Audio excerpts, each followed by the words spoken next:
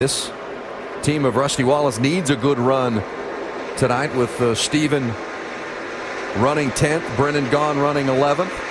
This is exactly what you want as a car owner, getting both your cars running together. You just want to get them a little further forward. I'm sure that Rusty's glad to have Stephen in the top 10, but he could get both of those guys up around the top 5. Brendan is working that car, man. I'm telling you, he's been up on that outside lane. I've seen him earlier in the race doing it. Now he's actually making it work decent. Shannon, more on Stephen Wallace in the 66. Well, Stephen's having a great points year, Vince. He's currently 12th in the points. He did start this race 34th, but he was 3rd in happy hour, so they definitely had a fast race car. It's been free on the racetrack for that 66 under Stephen Wallace. They made an air pressure adjustment and a track bar adjustment for him on that pit stop just to try to snug him up a little bit. There's Keselowski on the inside of Brad Coleman on the left side of your screen.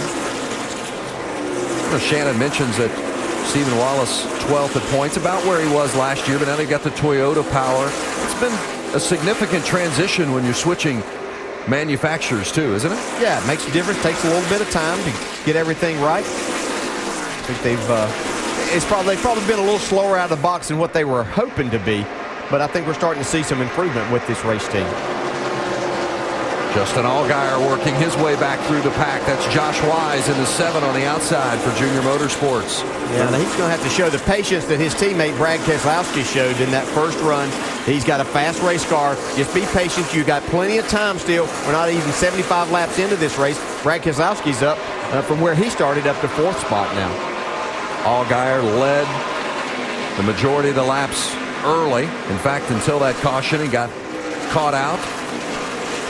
Sent him back to 18th. Michael Annett just behind Justin Allgaier. Annett was running 15th, and then he missed pit road trying to get in to make his stop. So he lost, as you see, about 14 positions. Yeah, he's 2 laps down right now, as being shown on the board. Yeah. So that was very costly. Yeah, huge mistake on his part there. Well, it's kind of double effect, though, because the caution came out, and then after he did make it to pit road, they caught him down another lap. Mike Bliss running 6th, being challenged by Trevor Bayne, and there's the 27 of Wimmer. Oh, Bliss gets loose, and Bayne's going to go under him, and Wimmer's going to try to go with him. Yeah, those things will tend to get loose when you got somebody stuck right on your rear bumper, too. So if you're already on that loose side, Trevor Bayne was doing a nice job right up on the bumper. Mike Bliss got him a little too loose, took the spot away.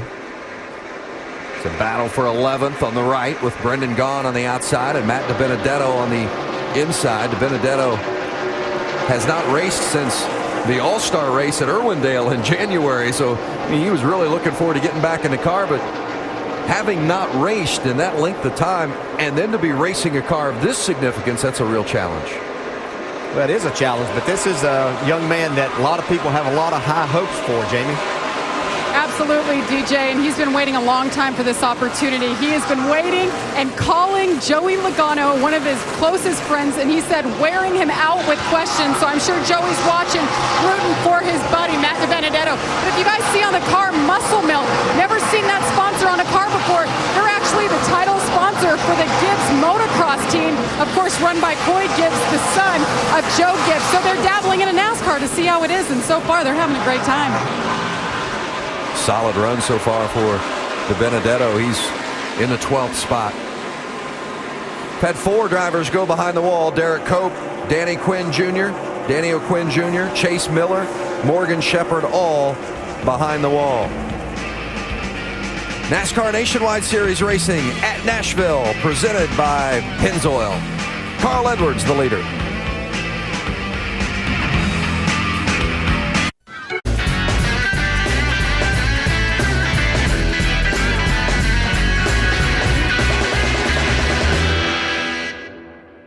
Celtics late. The 38 of Jason Leffler, a big puff of smoke out the back end of the Great Clips Toyota. He was running 15th at the time. Yeah, you see that smoke trailing the back of that car, and you're thinking, well, there's probably no chance that's a loose oil line or something, but probably is an engine problem. Michael Annett with the view. Race is a different race right now. You're doing fine. Hang in there. We'll catch our break.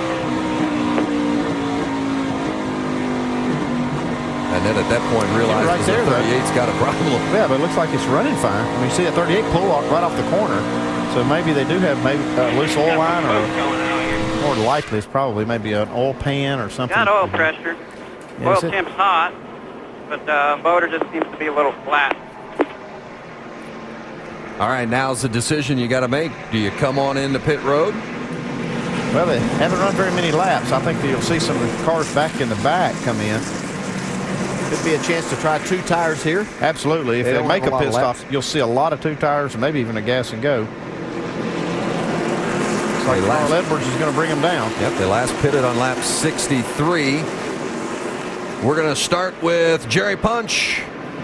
And Vince, they pitted 19 laps ago, but for 32 car Reed Sorens, and he says, it's just not getting any better. So they're going to come in and make a major wedge adjustment and tire change to try to get the car where it'll turn in the middle of the corner. Jamie. After the first stop, the 18 of Brad Coleman, he said the car is turning so much better. The track is cooling down, and that is definitely helping him. 4 tires, fill it up with Sunoco fuel, Shannon. Paul Menard says, free me up. He's going to come in. It's going to be a 2-tire stop for the 98. His teammate Carl Edwards is also on pit road right now. Says that the run is much better on this run. They took a wedge adjustment, and it was 2 tires, for Carl Edwards as well. Take a look at the race off pit road, and you see tires. Justin Allgaier, no tires. Picked up 8 spots, a big gamble. Reed Sorensen lost 6 positions. We're racing at Nashville. Carl Edwards in the lead. Just outside of Nashville, Lebanon, Tennessee. Carl Edwards, the leader at lap 87. NASCAR Nationwide Series at Nashville, presented by Pennzoil.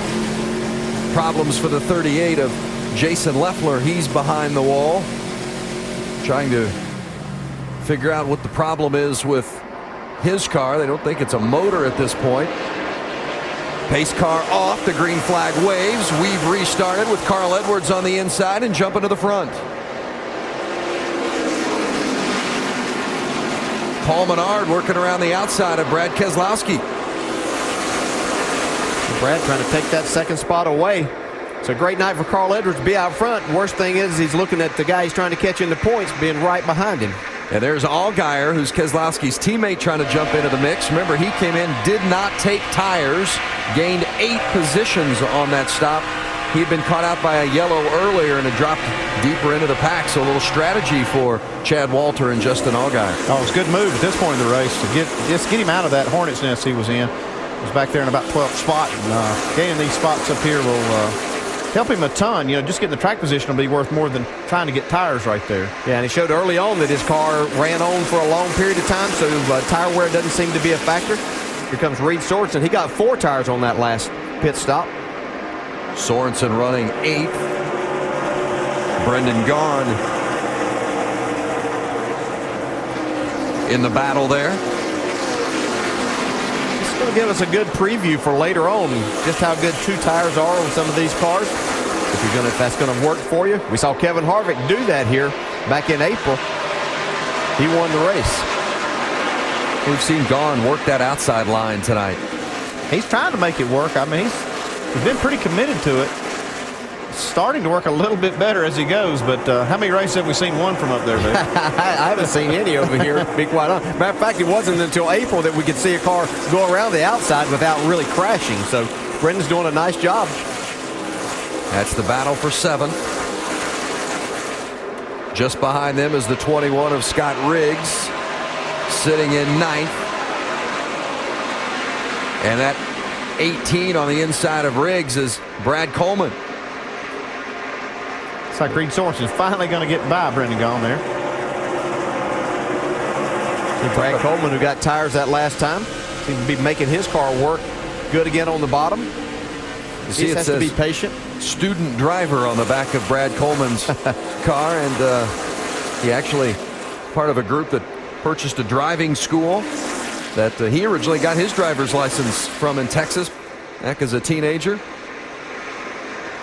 Wow. See, Mike Bliss had gotten by Stephen Wallace, but slid up the racetrack. Stephen takes the spot back.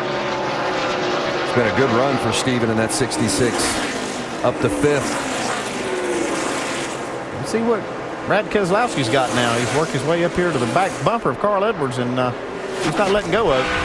Man, this is really impressive. I think that's the biggest difference that we've watched. We've known that Brad Keselowski could